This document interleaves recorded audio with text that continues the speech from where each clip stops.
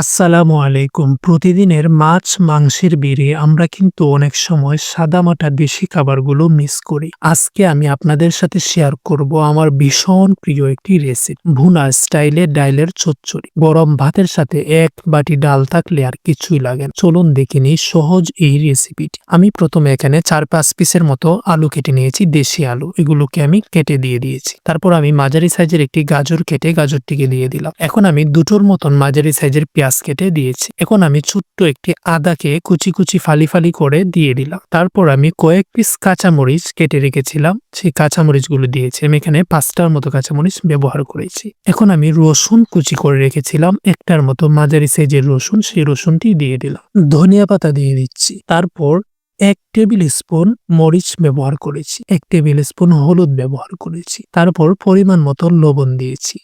তারপর সামান্য পরিমাণে জিরা দিয়েছি, হাফ টি স্পুনের মতো হবে। তারপর সরিষার তেল দিয়েছি পরিমাণ মতো, অর্থাৎ ২ টেবিল স্পুনের মতো সরিষার তেল ব্যবহার করেছি। তারপর হাত দিয়ে ভালো করে কচলিয়ে সবগুলোকে মিক্স করে নিয়েছি। এখন পরিমাণ মতো পানি দিয়েছি। এখানে আমি হাফ লিটারের মতো পানি ব্যবহার করেছি, অর্থাৎ ডালটাকে ভালো করে ঘুরে যাবে এই পরিমাণে পানি দিয়েছি। তারপর সিদ্ধ করতে বসিয়ে দিলাম। বসিয়ে আমি ২ পিস লং এবং ৩ পিস তেজপাতা দিয়েছি। দিয়ে ভালো করে ডালটাকে আমি সিদ্ধ করে নিয়েছি। তারপর একটি ডাল ঘুটনির সাহায্যে ডালগুলোকে ভালো করে ঘুটে নিয়েছি। শেষ পর্যায়ে আমি সামান্য হাফ টি স্পুনের মতো জিরার গুঁড়া ব্যবহার করেছি। এখন ডালটাকে আমি বাগার দিব। ডালটাকে বাগার দেওয়ার জন্য আমি একটার মতো রসুনকে সরিষার তেলের মধ্যে ভেজে নিয়েছি। তারপর একটা ডিম সেই রসুনের সঙ্গে ভালো করে ভেজে নিয়েছি। মিক্স করা সেই ডিমের মধ্যে আগের থেকে রেডি করা ডালটাকে আমি দিয়ে দিয়েছি। বাস, তৈরি হয়ে গেল আমার সুস্বাদু ডালের চচ্চড়ি। দেখলেন তো কত সহজে তৈরি হয়ে গেল। এই রেসিপিটি ভালো লাগলে লাইক দিতে ভুলবেন না। আর আপনাদের ডালের চচ্চড়ি কেমন হয় তা কমেন্টে জানাবেন। দেখা হবে আগামী ভিডিওতে কোনো এক নতুন রেসিপি নিয়ে। সবাই ভালো থাকবেন। আল্লাহ হাফেজ।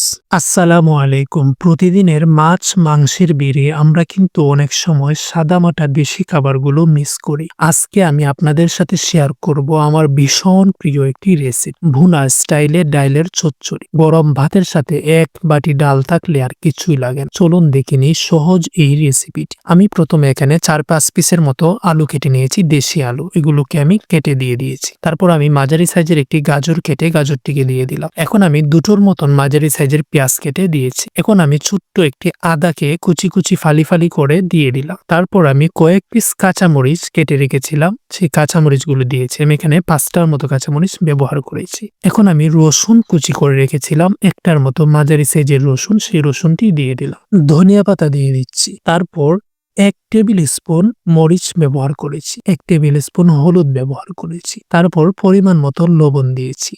তারপর সামান্য পরিমাণে জিরা দিয়েছি, হাফ টি স্পুনের মতো হবে। তারপর সরিষার তেল দিয়েছি পরিমাণ মতো, অর্থাৎ ২ টেবিল স্পুনের মতো সরিষার তেল ব্যবহার করেছি। তারপর হাত দিয়ে ভালো করে কচলিয়ে সবগুলোকে মিক্স করে নিয়েছি। এখন পরিমাণ মতো পানি দিয়েছি। এখানে আমি হাফ লিটারের মতো পানি ব্যবহার করেছি, অর্থাৎ ডালটাকে ভালো করে ঘুরে যাবে এই পরিমাণে পানি দিয়েছি। তারপর সিদ্ধ করতে বসিয়ে দিলাম। বসিয়ে আমি ২ পিস লং এবং ৩ পিস তেজপাতা দিয়েছি। দিয়ে ভালো করে ডালটাকে আমি সিদ্ধ করে নিয়েছি। তারপর একটি ডাল ঘুটনির সাহায্যে ডালগুলোকে ভালো করে ঘুটে নিয়েছি। শেষ পর্যায়ে আমি সামান্য হাফ টি স্পুনের মতো জিরার গুঁড়া ব্যবহার করেছি। এখন ডালটাকে আমি বাগার দিব। ডালটাকে বাগার দেওয়ার জন্য আমি একটার মতো রসুনকে সরিষার তেলের মধ্যে ভেজে নিয়েছি। তারপর একটা ডিম সেই রসুনের সঙ্গে ভালো করে ভেজে নিয়েছি। মিক্স করা সেই ডিমের মধ্যে আগের থেকে রেডি করা ডালটাকে আমি দিয়ে দিয়েছি। বাস, তৈরি হয়ে গেল আমার সুস্বাদু ডালের চচ্চড়ি। দেখলেন তো কত সহজে তৈরি হয়ে গেল। এই রেসিপিটি ভালো লাগলে লাইক দিতে ভুলবেন না। আর আপনাদের ডালের চচ্চড়ি কেমন হয় তা কমেন্টে জানাবেন। দেখা হবে আগামী ভিডিওতে কোনো এক নতুন রেসিপি নিয়ে। সবাই ভালো থাকবেন। আল্লাহ হাফেজ।